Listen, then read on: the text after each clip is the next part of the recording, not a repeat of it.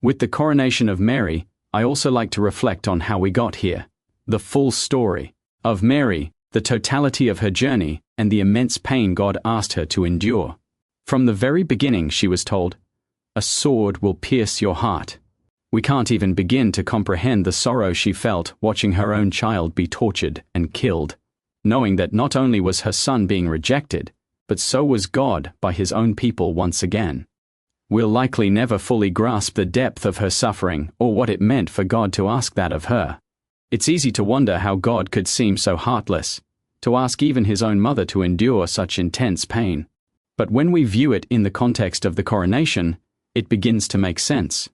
Without the coronation, without the resurrection, God can seem distant, even cruel. It can leave us asking, why would God allow so much pain? But when you look at it through the lens of the coronation, everything changes. Yes, God asked Mary to endure the unimaginable. But look what was waiting on the other side.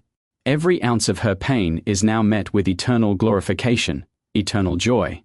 That's the trade-off, temporary suffering exchanged for everlasting glory. This doesn't make the pain less real or less horrible. It doesn't erase the sorrow, but it does show us that it was not meaningless, and that God himself did not ask of Mary or of us anything he wasn't willing to endure himself. Jesus bore it too, and it all leads to a moment like the coronation, where every tear is wiped away and all suffering is finally crowned with glory. Mary's story reminds us that God sees the whole picture, even when we don't. The sorrow, the questions, the silence, they all have a place in the journey, but they are not the end. In Mary's coronation, we glimpse the promise that awaits all who suffer in faith, that one day pain will give way to joy and sacrifice will be crowned with glory.